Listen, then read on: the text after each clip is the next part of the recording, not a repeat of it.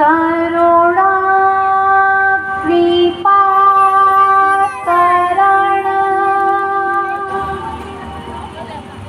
मन आशुतोष शिव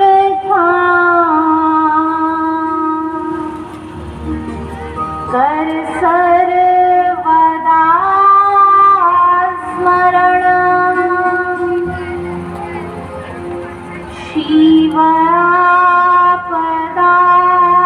हरण करुणा कृपा करण मन आशुतोष शिव कर सर्वदा स्मरण जन्माद्यस्य यतोऽन्वयादितरतः सारथे स्वविद्यस्वराज तेने ब्रह्म हृदयाय आदिकव्या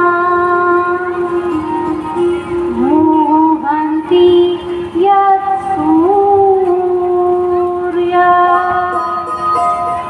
तेजो वारी मृदा यत्र त्रिशर्वो मृषा धाम्ना स्वेन सदा निरस्तकुम्भकम्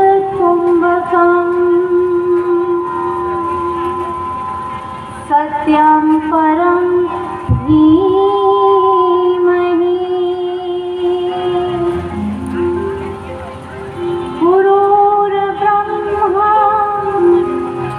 गुरुर्विष्णु गुरुदेव महेश्वरा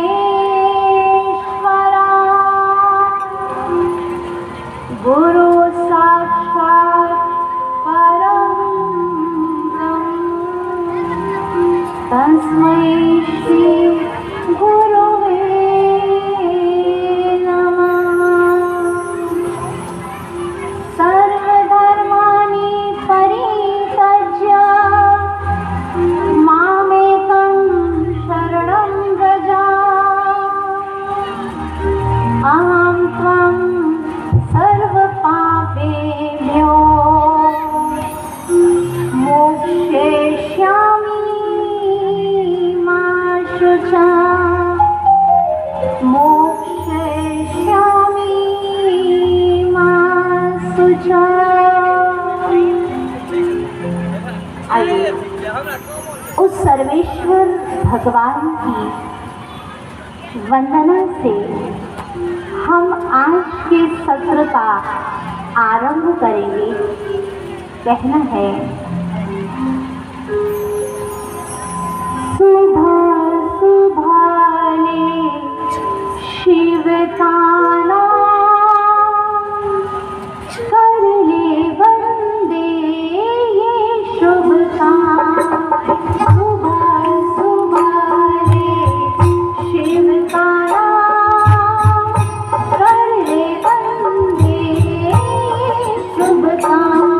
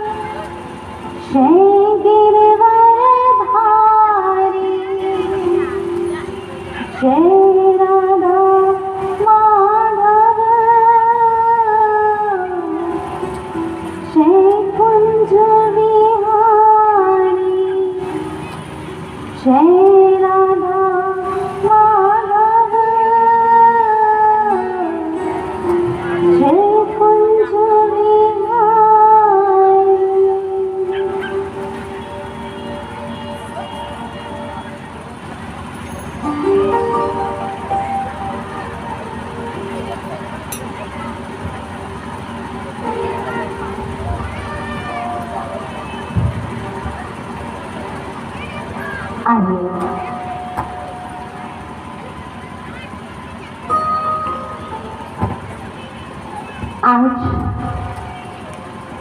हम सभी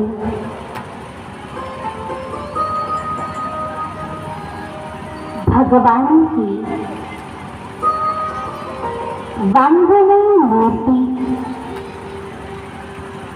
श्रीमद् भागवत कथा के आध्यात्मिक रहस्य के अनोखे सत्र में प्रवेश करेंगे।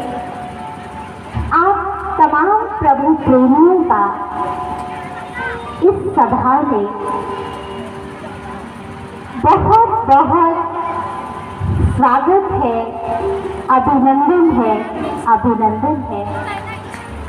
आज भगवान भी आपको यहाँ देखकर अपने वरदानों की वर्षा कर रहा है, क्योंकि गायन है जहाँ भगवान की महिमा का गुणगान होता है, वहाँ स्वयं भगवान अपने बच्चों के बीच उपस्थित हो जाता है। तो हम सब भगवान की महिमा गाने के लिए, भगवान के ज्ञान को आत्मसात करने के लिए आज यहाँ एकत्रित है। ये आप सभी के अनेक जन्मों के पुण्यों का फल है कि आप लगातार 7 दिनों तक भागवत रूपी ज्ञान गंगा में स्नान करें, क्योंकि जब तक भगवान की कृपा ना हो तब तक हमें भगवान का ज्ञान सुनने का, उसके प्रेम रस में डुबोने का अवसर नहीं मिलता। तो आप सभी को ये एहसास हो रहा है कि हमारे ऊपर साक्षात भगवान की कृपा हुई है।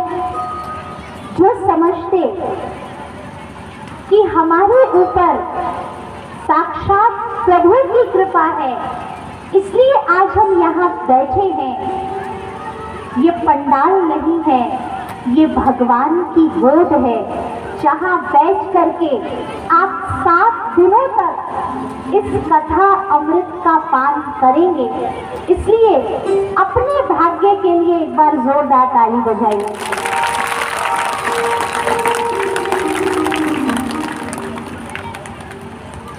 बाबा तुलसीदास जी ने एक बहुत अच्छी बात कही, बिन सत्संग विवेक न होई, राम कृपा बिन सुलभ न सोई। जब तक हमारे जीवन में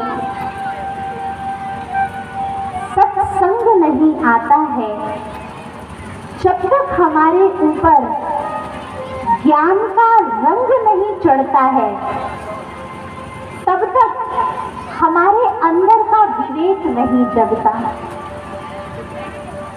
और हमारे ऊपर प्रभु प्रेम का रंग चढ़े, हमारे ऊपर ज्ञान का रंग चढ़े, ये बिना प्रभु कृपा के संभव नहीं। इसलिए संसार की बहुत सारी वस्तुओं को धन से खरीदा जा सकता है। आप बहुत सारे कार्य तन के बल से कर सकते हैं, लेकिन कई बार हमने देखा है लोगों के पास तन का भी बल होता है, धन का भी बल होता है, लेकिन उन्हें भगवान का ज्ञान सुनने का समय नहीं मिल पाता, या कई बार उनके संकल्प होते हैं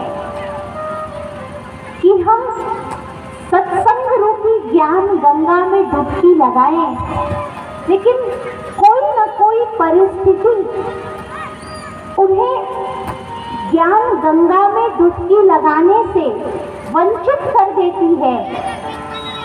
क्यों? क्योंकि उस आत्मा के ऊपर भगवान की कृपा नहीं, या यूं कहें भगवान की कृपा प्राप्त करने के लिए भी हमारे अंदर समर्पणता होनी चाहिए। जब तक हमारे अंदर समर्पण भाव नहीं होगा, तब तक हम भगवान की कृपा के पात्र भी नहीं बन सकते हैं। आज संसार में मनुष्य के जीवन में अनेक प्रकार का दुख है। कोई तन से दुखी है, कोई मन से दुखी है, कोई धन के अभाव से दुखी है, और कुछ लोग हैं जिनके दुख का कारण कुछ और नहीं, बल्कि उनके दुख का कारण उनका अपना ही स्वभाव है, उनका अपना ही संस्कार। इसलिए कहा, कोई तन दुखी, कोई मन दुखी, कोई धन बिन रहे उदास, थोड़े थोड़े सब दुखी, सुखी वही जो राम का दास, बाकी तो नानक दुखिया सब संसार। इस संसार में वैरायटी प्रकार का दुख है, लेकिन जिसने अपने आप को भगवान के आगे समर्पित कर दिया, जिसने अपने जीवन की दौड़ को भगवान के हवाले कर दिया, उससे बड़ा सुखी इस संसार में कोई नहीं। आज आप जितने भाई बहनें इस कथा पंडाल में बैठे हैं, कथा का प्रथम दिवस है। आज ही हम एक संकल्प करें कि अभी से हम अपने आप को भगवान के आगे समर्पित कर दें, हम स्वयं को भगवान के हवाले कर दें। फिर वो जैसा मुझे बनाना चाहेगा, मेरे जीवन की इमारत को वैसा बना देगा। माना मेरे अंदर वो बुद्धि नहीं, माना मेरे अंदर वो सामर्थ्य नहीं जो मैं अपने जीवन की तस्वीर को श्रेष्ठ बना सकूं, लेकिन जिस भगवान के हवाले हम अपना जीवन कर रहे हैं, वो तो सर्वशक्तिवान है ना, वो तो सर्वसमर्थ है ना। वो जैसे चाहेगा हमारे जीवन की रूपरेखा को अपने अनुसार बना देगा। लेकिन इससे पहले हमें अपने आप को क्या करना पड़ेगा? हमें अपने आप को भगवान के आगे समर्पित करना होगा। इसलिए हम आज सर्वप्रथम भगवान के आगे अर्जी डाल दें। क्या अर्जी डालेंगे?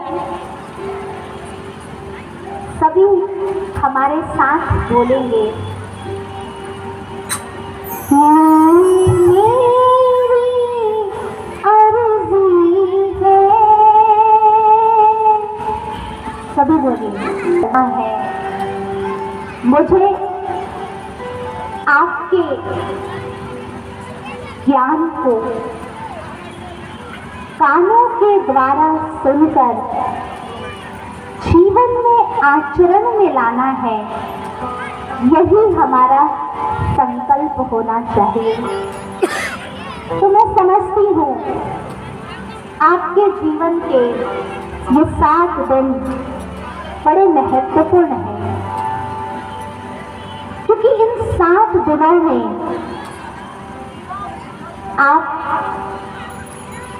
अपने भीतर की दुनिया में प्रवेश करेंगे। इन 7 दिनों में आपको अपने साथ जुड़ने का मौका मिलेगा, क्योंकि हम अपने व्यस्ततम जीवन में दुनिया के साथ तो जुड़े रहते हैं, लेकिन हमारा स्वयं के साथ जुड़ाव नहीं है। हम अनुभव करते हैं, लोगों के साथ बातचीत करने में हम घंटों बिता देते हैं,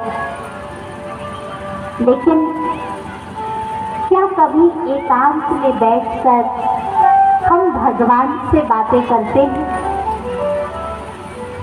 ये कथा हमें सिखाएगी कि दुनिया के लोगों से बातें करने के साथ साथ हमें उस भगवान से भी मन का कनेक्शन जोड़ने की कला सीखनी है, क्योंकि दुनिया से बातचीत करके तो हमारी बैटरी डिस्चार्ज होती है, और भगवान से जब हमारी बातचीत होगी तो बैटरी क्या हो जाएगी? बोलिए, चार्ज हो जाएगी। माताएं अनुभव करती है ना, लोगों से बात करते करते तो ये मन भी थक जाता है, जिह्वा भी थक जाती है और शरीर भी थक जाता है, लेकिन जब आप भगवान से बातें करना सीख लेंगे तो मन भी चार्ज हो जाएगा, वाणी भी चार्ज हो जाएगी और आपका शरीर भी तंदुरुस्त हो जाएगा। ये है भगवान से बातें करने का परिणाम। दुनिया की बातों में कई बार व्यक्ति उलझ करके अपने मूल्यवान समय को वेस्ट कर देता है, लेकिन अगर आप भगवान से बातें करना सीख जाएंगे तो आपका जीवन सफल हो जाएगा, आपकी सांसें सफल हो जाएगी। आप अनुभव करेंगे कि आपके चित्त में भगवान का